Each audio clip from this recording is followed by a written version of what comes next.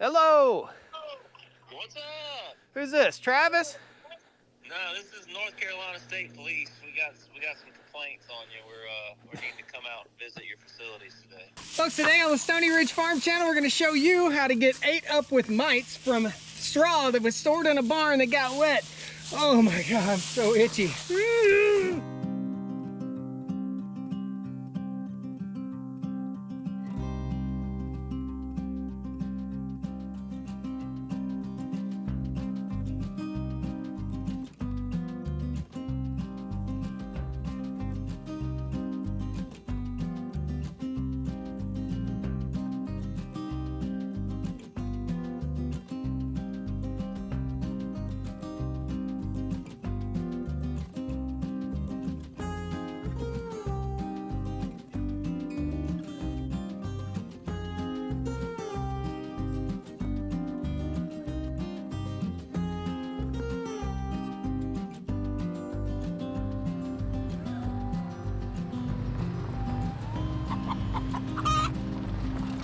This is the project for today. These are the tools. Let me take you over here and show you exactly what's going on, and we'll get you some cool B-roll footage of preparing this area. So this is what I call the mega shop. This is a 50 by 112 foot shop with a 24-foot ceiling. Over on the other side is our outdoor kitchen where we'll be doing some cooking shows and stuff like that. This is a lot of work.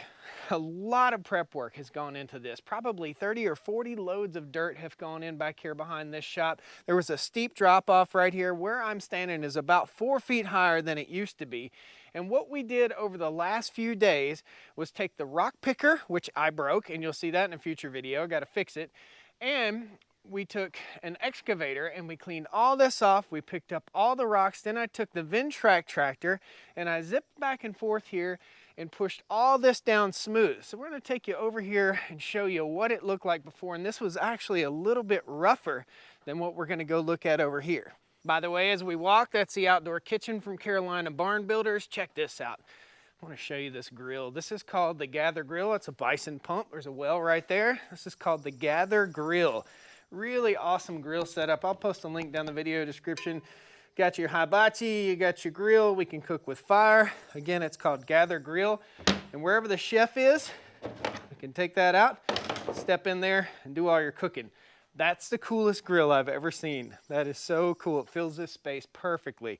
So over here, and you guys can see there are big rocks I've stashed out here too. All these rocks were underground and or above ground and were picked up over the last 100 or so years, or maybe 200 years on this property. We're here in North Carolina, and stones out in the field don't like plows. So the guys back in the day, the old days, they used horse and buggy and mules and pulled those big rocks out, and now they're all set out here for landscaping with good equipment. Now, here's what the land looked like before. You can see rocks down in here, just a mess. Really, really rough. I've still got to clean this up. That's what it looked like before. This is what it looks like afterwards. Now, I've got some problems, and here are the problems. The roof on this building right here puts off a whole lot of water. That water causes a washing issue right here. Water really isn't the problem. The speed of the water is what the problem is. This concrete section right here has a valley, and right here is where all the water comes off of this concrete and flows down the hill. This created a rut all the way down through, way down that valley. So we're talking about probably 200 yards of land that's loose without any kind of cover on it that needs to be covered. We've got to get some sort of root structure in there to hold this land steady. And we also have to say a prayer that we don't get a huge torrential downpour. Now my gutters have a downpipe. We'll show you that. Each gutter has a downpipe which is buried under the ground right here, and they're all marked by these little spikes or those cones. Underneath is a pop-up, and this is a little pop-up right here. Got another chunk of rock I need to get up. This is a pop-up, so when it rains, this pops up and emits water. That caused a gully. I fixed that gully. We're actually going to take these posts up. This one did too. You can see a little bit of the erosion and the leftover gully that went right straight down through there. It's an erosion issue, big time erosion issue. We'll pull this out too. I have yet to see, I got a phone call now. I've yet to see how these work in a rainstorm because it's so muddy I can't get out here. Got that phone call, it kind of threw me off. We got a new lane shark coming. We're gonna be putting it on the TYM 574. We're not using this tractor today, but we are gonna be using something that requires water out here. As soon as I get this done, the wind is already picking up a little bit and I'm getting little dust devils out here because it's super dusty. So let me show you how fine this soil is, or this dirt is. It's been really, really dry lately. I've gone through here with the landscape rake, and these are the tools that I've used. So I've used the Raptor Attachments land leveler. I hit a rock and bent the stinking thing, but I started out with that, which leveled it all out. Then I went in with the rock picker, which is over there broken. That hooks to the skid steer. I'll show you some footage of that. Then we jumped onto the Ventrac tractor and we put the landscape rake on. This is a 6-foot landscape rake. And what I did, and we'll get you a bunch of footage of that too, is I went all the way around here pushing rocks and debris all the way to the woods. And that's all the way down and around the hill. And that worked out absolutely fantastic. You can see patches of green. That's where water likes to be. And we're going to get some seed on this. So here's the seed that we're using. So what we have here is millet. Open this up. This is German millet. Millet looks like little BBs, okay? Millet will grow on a rock. We only have 2 bags of millet, so we're gonna really selectively place this millet, and we've got some annual ryegrass right here. That's what this critter is right here. Inside the shop, we've got some K32 fescue, Kentucky 32 tall fescue, and that's what we'll be overseeding with. Kentucky 32 is more of a grazing grass seed than it is a lawn grass seed, but it really does a great job, and we'll probably graze the cows out here at some point too. Now, on the back of the Honda, and this is a Honda Pioneer 1000, we've got the Flow trailer. This is the Cargo Max Flow trailer, super light, so I'm able to tow it with the Honda side-by-side. And I went to my buddy Lane's house and we picked up some straw. So this straw is 30 bales, and we're gonna spread it all out on the land. The first thing we gotta do, since we've got it all smooth, is load up the seed in the back of the seed hopper right here on the ATV, and we're just gonna spread a few bags of seed. The thought process here is to spread the millet and the ryegrass on the spots that are going to have the most potential for washing. So on each one of these pop-ups, I need to have some ryegrass and I need to have some millet. All the way down the hill, down the middle where the water likes to run, I'm really gonna nail it with seed, and that's where we're really gonna nail it with the straw. So we can get that seed started, and that way we don't have any erosion problems. This is my wintertime ATV, but my wintertime ATV goes in front of the cows and spreads grass seed, and then the cows will hoof the grass seed down into the ground. So the cows are my tool, and we're not using a seed drill on this because it's so rocky it will just tear the seed drill all to pieces. So let's test this, make sure it's gonna work right. Let's get this guy plugged up. There we go. So this little apparatus simply spins right up underneath there. That's all it is. We load it up. It'll hold about half a bag of seed. It won't hurt to just leave that running. I'll reach back and I'll turn it on with a little lever right here. The smarter guy would weld him a bigger lever. Well, first thing we're gonna do is nail this with millet.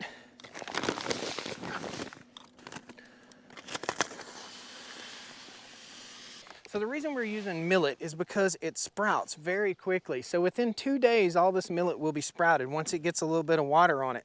Millet will grow on a rock. In other words, it doesn't need a whole lot of moisture.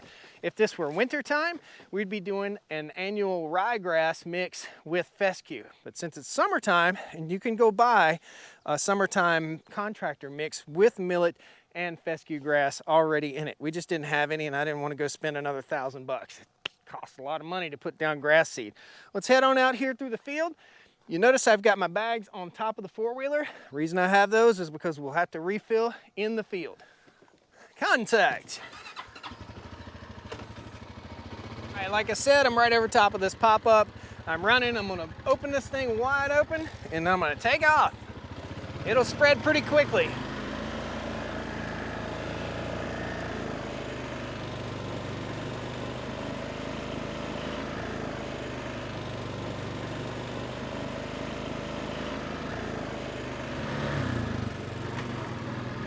We about out of millet. This thing's rolling the millet out.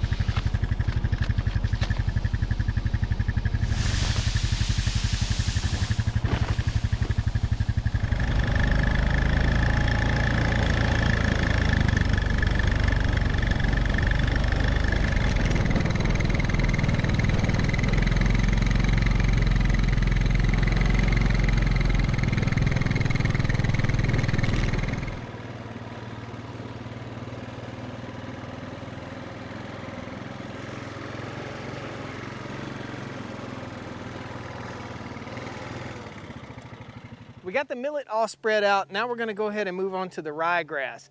Typically with millet, we're gonna use about 150 pounds to the acre, and we've got about an acre and a half. That's why we're going above and beyond with the annual ryegrass also. We only got 2 bags, which is 100 pounds of millet.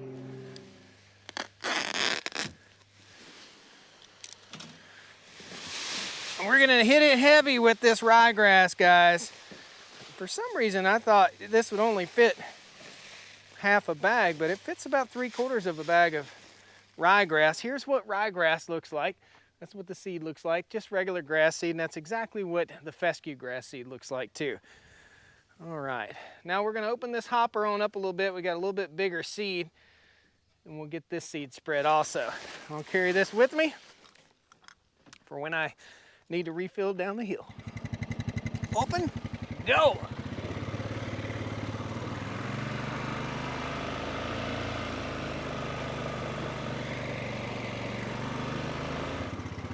You guys see me spreading this seed, and it seems as though I'm spreading a lot more seed on the top side of the hill than on the bottom.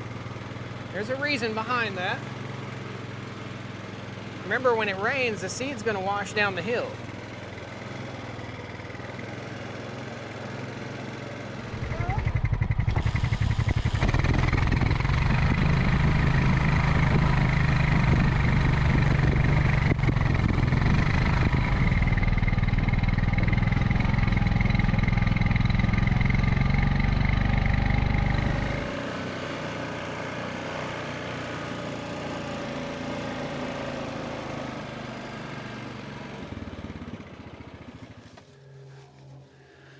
Oh, this is the K32 Fescue. This takes 15 days or so to sprout. The reason we're doing ryegrass, airplane, the reason we're doing ryegrass is because it hits in 2 or 3 days, and also the millet will hit in 2 or 3 days while the fescue will take a little bit longer. This is the wrong time of year to plant fescue, guys. We're getting into July right now, and it's just the wrong time of year.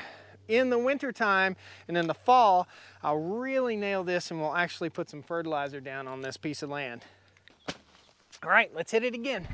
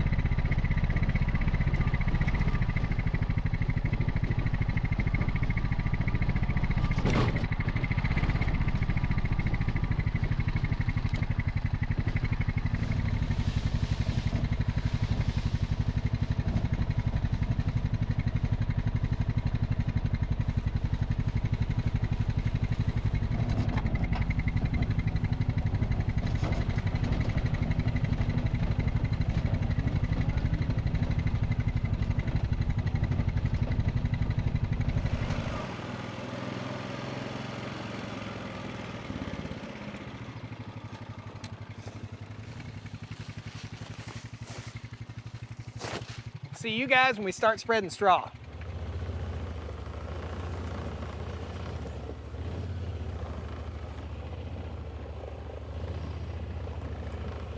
next I'm gonna take this straw and I'm just gonna plop out bales probably every 10 feet or so. A lot of getting in and getting out of the side by side, just laying bales out. But I really need to concentrate down that hill where it gets steep. Water doesn't erode. Fast water is what erodes. Water moving is what erodes. And the faster the water goes, the more it erodes. So we've got to hit it really good up top here, and then there's like a trough down there. We really got to layer it up so we can get some forage established, some root structure established.